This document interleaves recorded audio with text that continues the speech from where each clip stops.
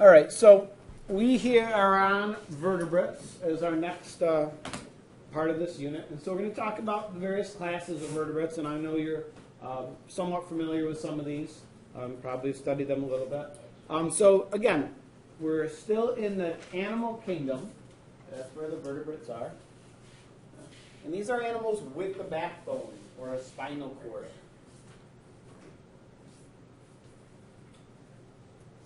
These are things in kingdom animal, phylum chordate, or in Latin, Animalia chordata. And so, as opposed to the invertebrates we talked about in the last week, all of these animals, they do have a skeleton, an internal skeleton made of bone. So, in the arthropods, it was called an exoskeleton because it was on the outside. You know what we call an internal skeleton? Endoskeleton? Yeah, endoskeleton. Okay, we have 5 groups of vertebrates that we'll study, and you're familiar with these: fish, amphibians, reptiles, birds, and mammals. So we'll take them one at a time, and for each group, we're going to talk about sort of some basic adaptations, characteristics, traits, some examples, and so we can understand a little bit more about them. And we'll start, really, we're following through with these in the order of evolution. So the first vertebrates were fish-like creatures, which eventually some groups split off, became amphibians, and some groups split off from that, became reptiles, which split into multiple groups, some of which became birds, some of which became mammals. So we'll start with fish. And I have a lot to say about fish. I took, in college, I took a 4-credit course on ichthyology, the study of fish, so I have lots of that stuff I can tell you about. But fish are, and let me say this too. As we go through these groups, we're going to say about how they reproduce, about whether they're warm or cold-blooded, things like this. But I'll tell you now, for all these groups, there are exceptions. So when I say fish are cold-blooded, that's pretty much true, but not 100%. There are fish that maintain a constant body temperature. When we talk about reproduction, most fish have external fertilization, but there are some that have internal fertilization. So for lots of these, there are exceptions. So I'm sort of giving you the general overview. Most fish have these characteristics, but you should know that there are exceptions. All right, so fish have a body that's covered in scales. And the scales of a fish, they sort of overlap, kind of like shingles on your roof. They provide protection for the fish. Some are very big scales, some are very tiny scales. Depends on the type of fish. And they also, if you've ever gone fishing and pick out fish, you may notice they're kind of slippery. Often these scales secrete a mucus that basically helps the fish glide through the water, helps protect it from parasites and so on. Yeah? Yeah, they're very, very tiny, like almost so small you can't see. One other interesting thing about fish is you can tell a fish's age by its scales.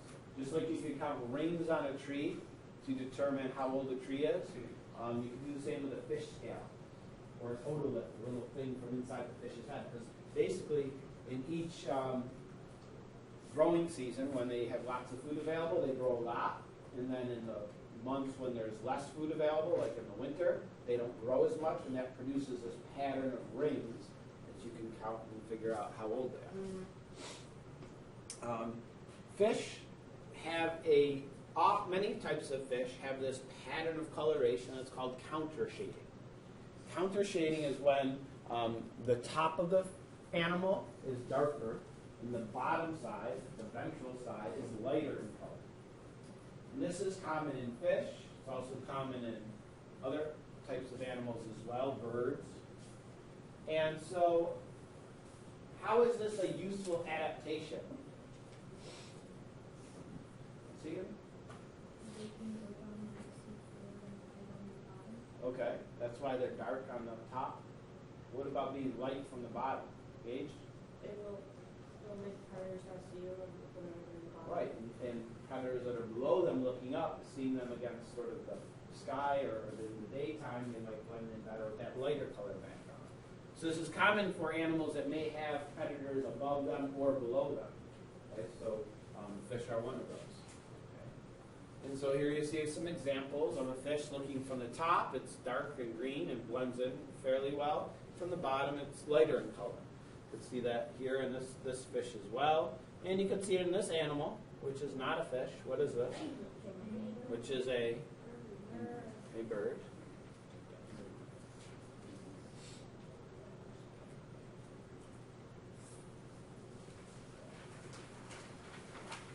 Generally, fish are cold-blooded, also called ectothermic, which means that the temperature of their body will fluctuate depending on their surroundings. You know, right now, in lakes around here that are frozen over, there are the fish are still there. They're under the ice. But their body temperatures drop way down, into the 30s. And because of that, they have to slow way down. Because their body temperature is so low, they basically, many of them will go in a state of dormancy where they don't really even move very much. Their heart rate slows way down. They don't need very much food. They don't need much oxygen. And so basically they can wait out the cold months in that state, waiting for it to get warmer so they have more food. So they're cold-blooded. Fish also have an interesting organ. It's called the lateral line. And the lateral line, you can see it, if you look at this fish here, you can see this there's a line here. This is a sense organ. And it's sensitive to very small vibrations. It allows fish to sense currents, very small currents, movement around them. You know, it's one of the ways that fish in schools can move in a very, very coordinated fashion because they have this sense from this lateral line. Some fish can detect electrical impulses as well.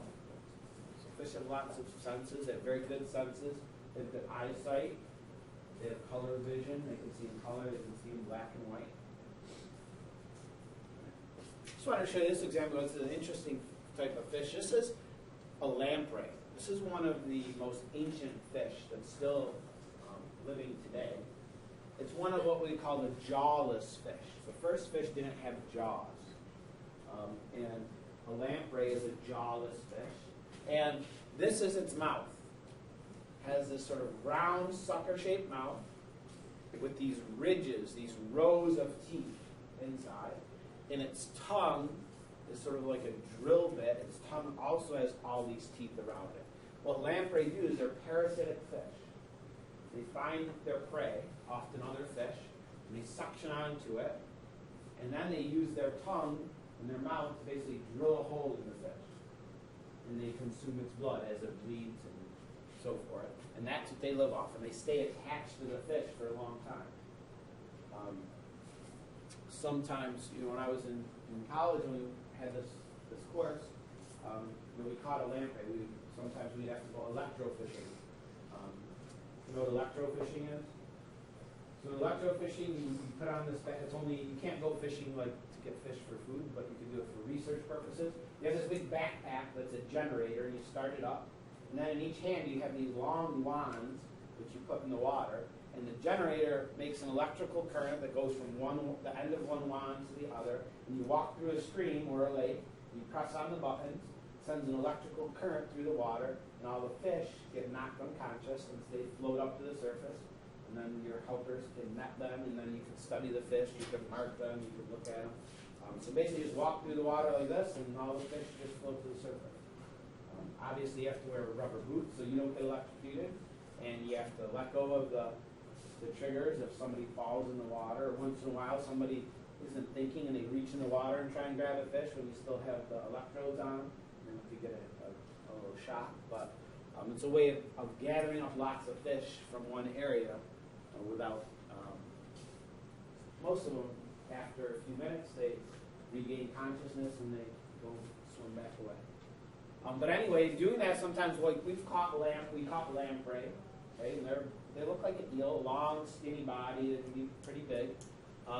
And you can take them, and my professor had like this rubber apron, and put it on, and they just suction right on, try and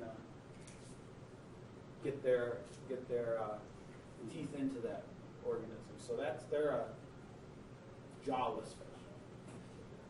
So any questions? All right.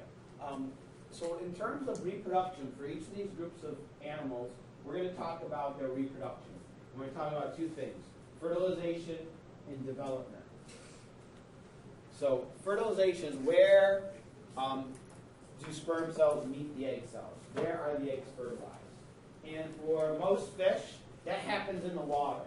We call that external fertilization. We call it spawning in fish.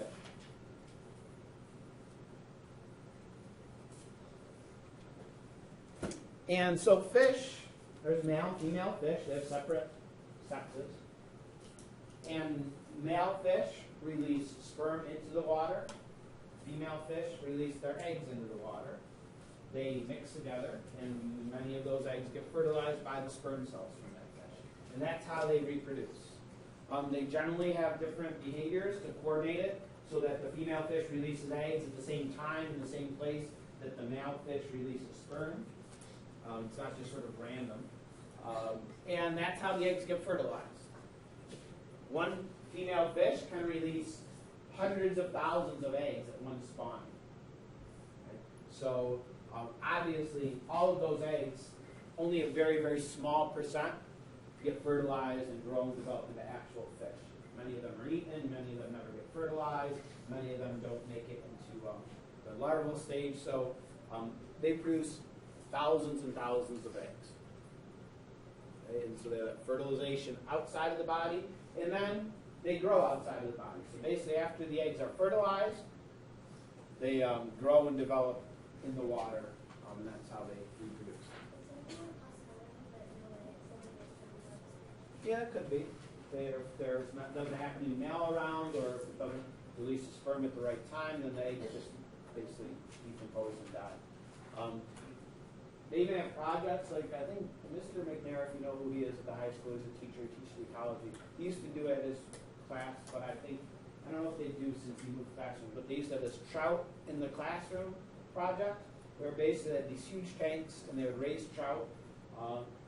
They would get the eggs out of the female, they would get the sperm out of the male, and they'd mix them together, they'd fertilize them, then they'd grow them from tiny little eggs, fertilized eggs in the fish, and eventually juvenile trout, and then they would take them and release them in streams and so forth. Obviously, fish breathe. They get oxygen through gills for the most part. Okay, gills take in oxygen from the water. They're able to absorb it from the water. They also can release carbon dioxide. Although there are some fish that can breathe air through many different ways. Some fish actually have a primitive lung. They can live out of the water, okay, for days. So there's lots of different other ways fish can get oxygen, but generally most get oxygen through their gills. And basically they take air in, or they take water into their mouth. It passes over their gills, and gills are very thin, fine little filaments. They're very delicate, huge surface area, and in those gills there's many, many blood vessels, many capillaries. So as the water's passing over the gills, oxygen from the water can diffuse into the blood of the fish, and that's how it gets oxygen. But they have to constantly have water passing over their gills. If you ever look at a fish in the aquarium or something, and their mouth opening and closing, basically taking water in, then it comes out through their gill opening. There's little holes on the side of the fish. It's covered with a little plate called operculum. Water passes through there, and they absorb oxygen through that water. I also heard if they don't move, they can't breathe. It depends on the type of fish. Like some fish will, when they open and close their mouth, they're basically forcing water over it, so they don't have to move. Other fish, like some sharks, they have to be moving in order to do that. Most fish have just one opening. Sharks and rays, they have multiple gill openings as well, so it depends on the type of fish. And you can see these very dark, these red gills. They're red because they're filled with capillaries, lots of oxygenated blood. What? If they take all the oxygen out of it, then would it still be water? Yeah, because it's dissolved oxygen. So still there's water molecules, but dissolved in the water is oxygen separate from H2O. And so they're absorbing the oxygen out of that water. Many fish also have an organ called a swim bladder. You know, for fish, we're just sort of a solid piece of muscle and blood and so forth that sink to the bottom of the water very easily. Most fish inside of them have the swim bladder to help them stay afloat, help them maintain what we call their buoyancy.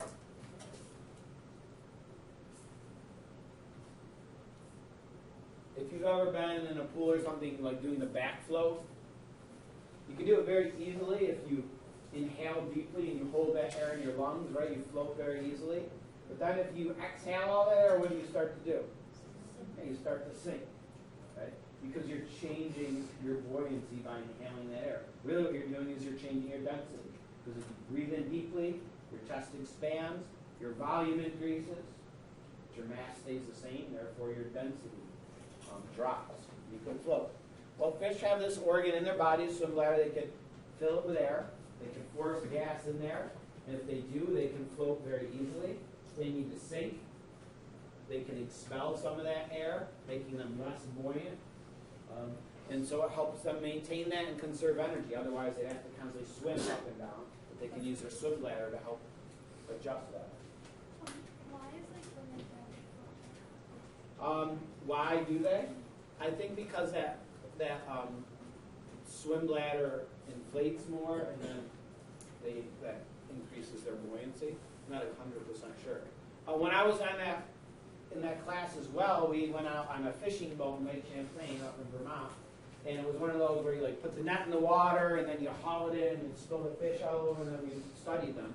But when we did that, we noticed that lots of the fish that we had hauled in were dead, and their mouths were like stuck open, and then like this bubble coming out of their mouth. What happens, one of the difficulties with the swim bladder, is if a fish is deep down in a lake, if you swam to the bottom like a 10-foot deep pool, how do your ears feel? It's hard to describe, but it feels like somebody's just Yeah, it's pressure. There's a lot, all the weight of that water above you is pushing down on you, pushing down on your eardrums, and it hurts. So there's a lot of pressure. That's only a 10-foot deep pool. Imagine 150 feet down below a lake. There's a huge amount of pressure. And that huge amount of pressure also is pushing on the swim bladder, keeping it small. If you suddenly then bring that fish to the surface, where there's much less pressure, what happens to that swim bladder? There's less pressure on it, so it swells up. Now, if the fish can't expel that air quickly enough, it swells up too big, and eventually you can kill the fish and crush it, and it pokes out of its mouth. So the problem is that if you bring the fish to the surface too quickly, they can't expel that air, and they could die from that. Fish have a very simple circulatory system. They have just a two-chambered heart, an atrium and a ventricle, an atrium which takes in blood, and a ventricle which pumps it out. I guess tomorrow we'll have to talk about the heart of the fish. Okay?